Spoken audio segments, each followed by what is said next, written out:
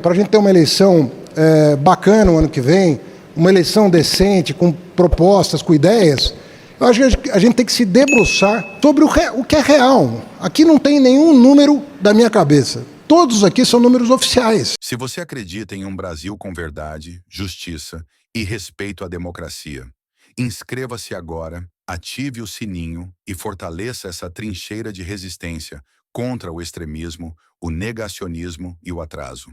Porque informação de verdade é o primeiro passo para transformar o Brasil. Inclusive, a maioria deles calculado pelo Banco Central. Então não tem aqui... E é uma maneira de apresentar, obviamente há outras. Se você pedir para um economista que tem reservas em relação ao governo, o que é absolutamente democrático, e a maioria dos que se manifestam publicamente tem reservas em relação ao governo, eles vão apresentar esses números talvez de outras maneiras. Como eu nunca vejo os números da Fazenda expressos nos jornais, eu resolvi aproveitar essa oportunidade para dizer como eu vejo a situação, quais os compromissos que eu assumi, qual é o trabalho que eu procurei fazer. Porque eu quero sair desse cargo do mesmo jeito que eu saí de todos os cargos que eu ocupei, como ministro da Fazenda, como prefeito de São Paulo, e eu quero sair podendo encontrar vocês em qualquer circunstância e podendo conversar sobre o Brasil, sobre o melhor caminho para o nosso país, sobre como melhorar o grau de investimento, como melhorar o volume de investimento, como melhorar as contas públicas, como fazer o dinheiro chegar em quem precisa, como ter um pouco mais de justiça tributária, num país tão desigual como o nosso, que devia seguir chamando a nossa atenção. Nós estamos entre os 10 países mais desiguais do mundo. Eu queria poder conversar com naturalidade, saindo desse clima tenso que o país ainda vive, e poder se debruçar sobre uma coisa que interessa a todos nós, que é deixar um legado para os nossos filhos, para os nossos netos, de um país melhor. Há divergências, há debate, tudo isso é muito saudável. Felizmente, nós estamos numa democracia no Brasil que todo mundo pode falar o que quiser. A Paulista tem 40 mil para um lado, 40 mil para o outro, os jornais recebem artigos de todo mundo, ninguém é censurado, todo mundo fala o que quer, e é bom que seja assim. Mas eu quis, André, nessa, não sei se última ou penúltima oportunidade que eu tenho aqui de falar com vocês, apresentar a minha versão do trabalho que a minha equipe e eu fizemos, e fizemos com zelo pelo Brasil, com amor por esse país. Se erramos, acertamos, a história vai dizer, mas foi feito com muita tenacidade, foi feito com muita vontade. Eu acho que nós vamos colher os frutos desse trabalho, que não está completo, porque nunca estará completo o trabalho de condução da economia. Sempre vai ter tarefa pela frente.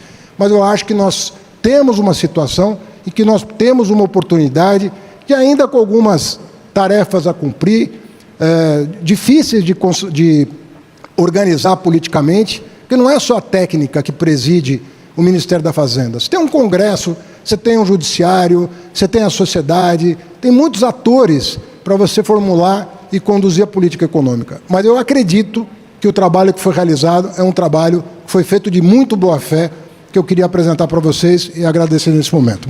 Então, o que aconteceu de fato de 2010 para cá?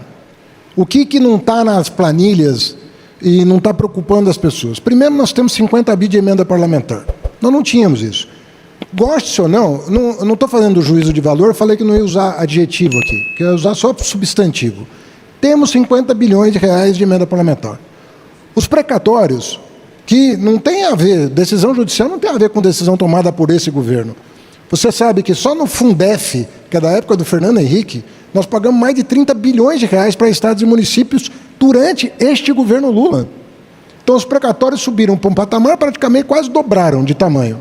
Não está. Você tinha uma média de precatório entre 50 e 60 bilhões. Hoje você tem 100. Nós estamos fazendo um trabalho junto ao Judiciário, e você sabe que eu criei uma junta, a Fazenda, Planejamento e a AGU, para cuidar das grandes causas. Eu citei aqui uma delas que foi catastrófica para as contas públicas, para a gente não tomar outro gol desse, outro 7-1. Então nós estamos atuando junto ao Judiciário, não é para fazer lobby, é para explicar as consequências e a base técnica de cada decisão. Nós não tínhamos precatório, não tínhamos emenda. Mostrei aqui que quase 80 bilhões de reais do orçamento do ano que vem é mudança de critério do BPC e mudança de critério do Fundeb. Você junta tudo, 80, mais 40, 120, mais 50, 170 bi do orçamento do ano que vem, não existia em 2011. 170 bi é quase os 2% que você está reivindicando. Então, se a gente resolver tapar o sol com a peneira, nós vamos ficar com o dedo, o governo tal, o governo tal, quem é o culpado? Né? E nós não vamos resolver o problema. Então, nós temos que olhar para as contas públicas com maturidade. Aconteceram fatos no Brasil que agravaram a questão orçamentária que não estavam dados em 2011. Indo para a sua pergunta, eu acho que nós vamos ter que ter uma nova rodada de negociação com o Congresso, porque você tem que criar as condições políticas. Eu não consegui trocar indexador do fundo do GDF. Imagina você, por que eu estou falando isso? Eu sou contra o GDF? Não. Se a reforma tributária foi feita a partir de um fundo de desenvolvimento regional que adotou o IPCA como indexador, por que os outros fundos constitucionais não têm que ter o mesmo critério? Estou citando alguns casos mais dramáticos. Só esclarecendo esse ponto seu, que eu acho que nem todo mundo se lembra, o governo federal todo ano faz uma transferência para o governo do Distrito Federal. E essa transferência, a proposta do governo, corretamente, era colocar a mesma regra que tem hoje para o teto de gasto. Olha, no máximo um crescimento de 2,5%. Mas não, essa proposta do governo foi derrubada no Congresso e a transferência para o governo do Distrito Federal cresce de acordo com o crescimento da arrecadação. Que num governo que quer recuperar a arrecadação faz com que as transferências para o governo do Distrito Federal cresçam acima do teto do arcabouço fiscal. E fica muito difícil, Mansueto, quando você tem esse tipo de problema, super salário, previdência de militar, emenda, vinculações inadmissíveis, fica difícil você discutir a macropolítica orçamentária. Aí a pessoa fala, mas saúde e educação estão consumindo muito recurso. Nós recuperamos o piso de saúde e educação, mas à luz do que aconteceu, o que na verdade algumas pessoas acabam sugerindo sem perceber, é que você, para alimentar essas despesas, você vai cortar do que é essencial. Então, nada contra rever regras que precisam ser revistas, mas você precisa construir um ambiente no Congresso Nacional em que se consiga compreender que o arcabouço, para funcionar, né, e eu sempre elogio a arquitetura do arcabouço, eu não consigo conceber uma regra melhor. Eu não estou falando dos parâmetros, eu estou falando da arquitetura dele.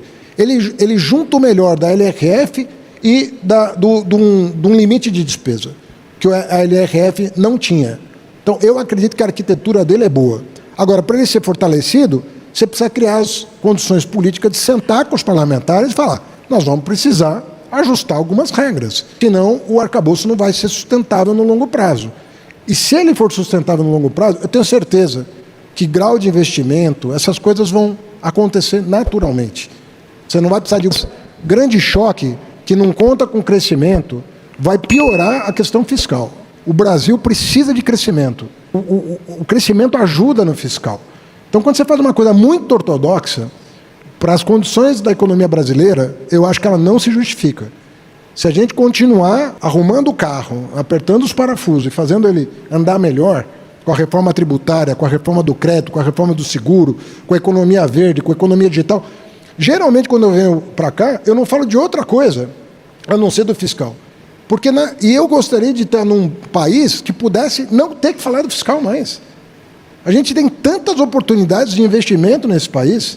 Agora nós soltamos o Redata, semana passada. Quantidade de consultas que nós recebemos em 3 dias, depois da edição da medida provisória, nós podemos estar falando em centenas de bilhões de investimentos no Brasil. Então, aumentando o PIB potencial do país, que também nós vamos resolver a questão. E as reformas estão sendo feitas, a começar pela tributária, ela é gigantesca. O Brasil vai viver um momento, quando a reforma tributária entrar em operação, com um sistema totalmente digital, nós vamos entrar em outra fase do desenvolvimento brasileiro.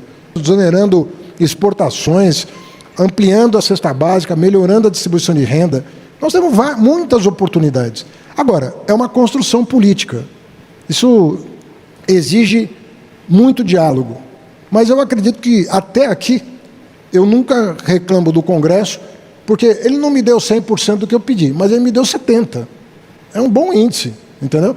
Se a gente continuar, se as próximas gestões continuarem perseverando, nós vamos chegar num patamar de equilíbrio das contas e desenvolvimento sustentável. Nós tínhamos uma regra de salário mínimo que foi aprovada em 2023 E nós tivemos a humildade de rever essa regra o ano passado, num diálogo com as centrais sindicais. Não foi de cima para baixo. Nós chamamos as centrais e dissemos, olha, nós temos que mudar a regra do salário mínimo. Muita gente em 2023 pediu para que a correção do salário mínimo, que ficou 7 anos sem aumento real, fosse PIB per capita, porque o PIB per capita tem alguma correlação com o aumento da produtividade da economia. Essa regra atual é melhor do PIB per capita. Então, eu acredito, de novo, se tomar como parâmetro o que hoje são as regras do arcabouço, quanto mais a gente colocar para dentro da regra, fazendo a soma das partes caberem no todo, mas com discernimento de que tem muito desperdício que deveria ser enfrentado imediatamente. Não precisa esperar depois da eleição para enfrentar determinados temas que, inclusive, estão no Congresso Nacional, né, e que podem ser enfrentados já. Eu acredito que a gente pode chegar lá. Mas sobre gasto tributário, eu queria fazer também uma observação. O gasto tributário chegou a 6% do PIB. Né? Quando eu cheguei no Ministério do Planejamento em 2003, ele era de um pouco superior a 2% do PIB. Quer dizer, ele mais do que duplicou o gasto tributário no Brasil. Em boa hora, o Congresso Nacional aprovou uma emenda constitucional de número 109, dizendo que o gasto tributário tinha que ser reduzido obrigatoriamente. Ninguém fez isso. Desde a promulgação da emenda constitucional 109, ninguém fez. Aí entra um ministro que decide comprar briga. E não são brigas fáceis. Briga com desoneração da folha. Nós vencemos, porque gradualmente vai acabar.